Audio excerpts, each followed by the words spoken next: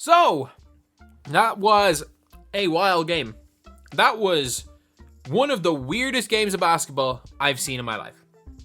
Like, the Indiana Fever played against an Atlanta Dream team who, other than Ryan Howard, might have been the worst WNBA team I've seen this year. Like, I did not think a team could look worse in a game than the Fever did against the Sun the last day or against the Liberty the last day. I think you could maybe argue that his Atlanta Dream team today looked as bad. Atlanta had at least 7 shacked in a fool moments. And that's me being conservative, saying they had 7 shacked in a fool moments. In this game. Like, they were throwing the ball off people. They had 2 players running for a closeout and knocked each other down. 2 other players banged heads going for a rebound.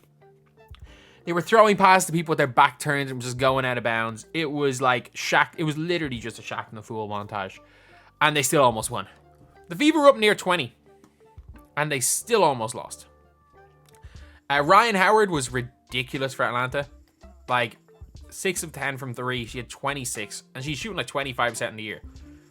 She was unbelievable. Like, Parker Tyus is just... She dominates weaker post players. In fairness, she was pretty good. Tina Charles, in her 15 minutes, was terrible. She destroyed this guy. She really was not good today. But for the Fever, Caitlin Clark was not good. And not in the way you think. Like, 6 assists to 7 turnovers. If you look at the game, you're like, oh, that's like terrible, assist turnover ratio. But it's like, there's a lot of things where it says she had 0 steals in the game. She forced like 3 turnovers. Like, after 2 of her turnovers, she immediately forced travels and stuff, and that's not going to be on the stat sheet. Defensively, it was probably Caitlin Clark's best game. It was the best game she played in defense. I know she didn't have the 3 steals, 3 blocks, but it was her best defense because she didn't get cooked. Offensively, she was just told to just do nothing. Like, it is what it is. She was a decoy. Caitlin Clark was the decoy to allow like Mitchell and Boston get better shots. Caitlin Clark did a really, really good job passing the ball to Aliyah Boston quite a few times down the stretch. Her running, like, I think it was 3 possessions in a row, she fed Boston for easy opportunities. And there's one big flaw when it comes to Caitlin Clark, and it's when she's being used in that decoy role, which is basically you are not there to shoot the ball. She will shoot the occasional frustration shot, and she shot 3 of them in the game. She shot 3 just random logo 3s because she was frustrated about not getting enough touches or not getting enough shots.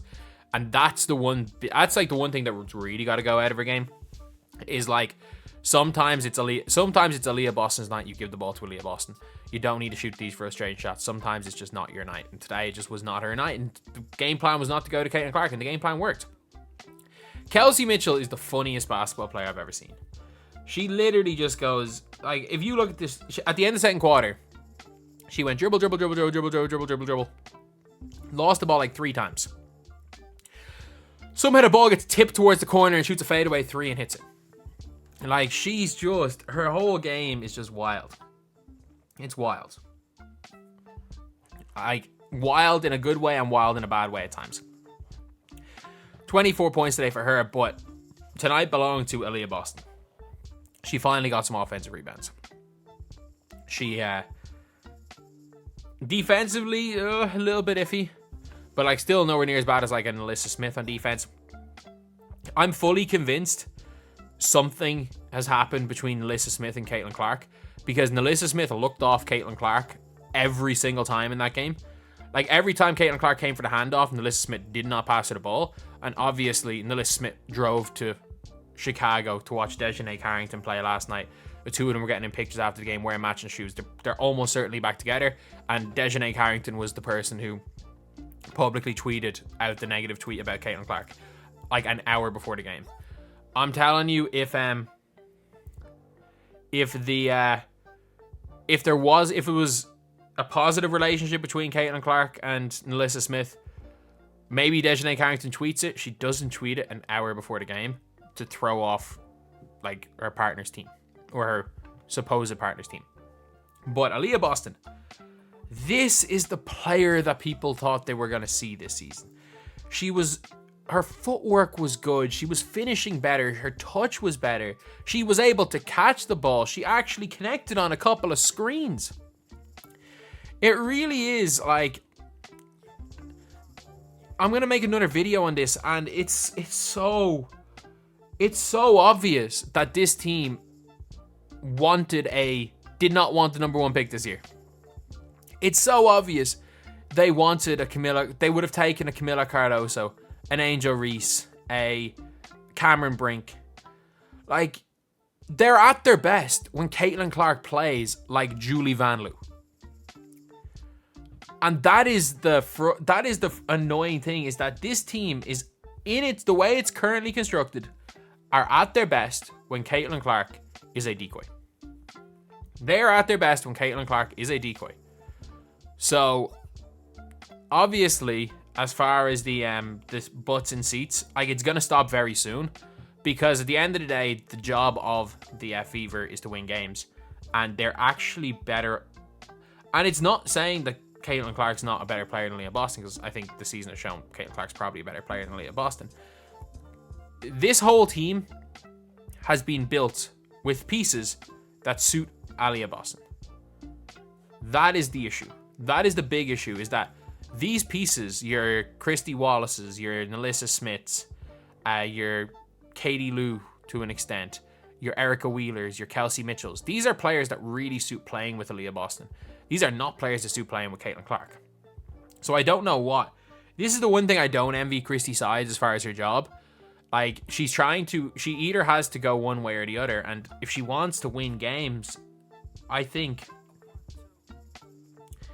even the 36 minutes that Caitlin Clark played, or 34 minutes today, if you're looking to win games, might be too much. It might be too much. Like, do you start to bring Caitlin Clark off the bench? If your goal is to win games. Because it just doesn't make sense. And this is not saying, like, Caitlin Clark's not the best player on this team, because she is. And I do think that Caitlin Clark has much more value to any other team in the league other than the Indiana Fever. But Lexi Hull should not see the floor. Like, there's no way Celeste Taylor is worse than Lexi Hull. Like, Lexi Hull, genuinely, she doesn't play defense. She kept leaving Ryan Howard open and then pushed her on a 3-point shot for no reason. She was missing layups, missing threes. Like, she was 0 of 2. He was 2 of 2 from the free throw line, I guess. But she was terrible. She was absolutely terrible. And she's been terrible. This is actually the first time she's seen the floor in a win this year. But yeah, so for the Fever, Aliyah Boston was incredible. Probably the second best game played by a Fever player after Clark against the Mystics. Or you could argue even better, to be honest. Like, she got her offensive rebound. Like, this is literally the Aliyah Boston we saw from last year. This is a player. This is a franchise player. This is a franchise player. The problem is that this is a team that has 2 franchise players who don't fit together. Like, Caitlin Clark's at her best when Aliyah Boston's not touching the ball, and Aliyah Boston is at her best when Caitlin Clark is just told to go stand in the corner. Like, it's unfortunate. It's an unfortunate truth, but it's the truth. So that's the video. Thank you guys for watching. Please like, comment, and subscribe.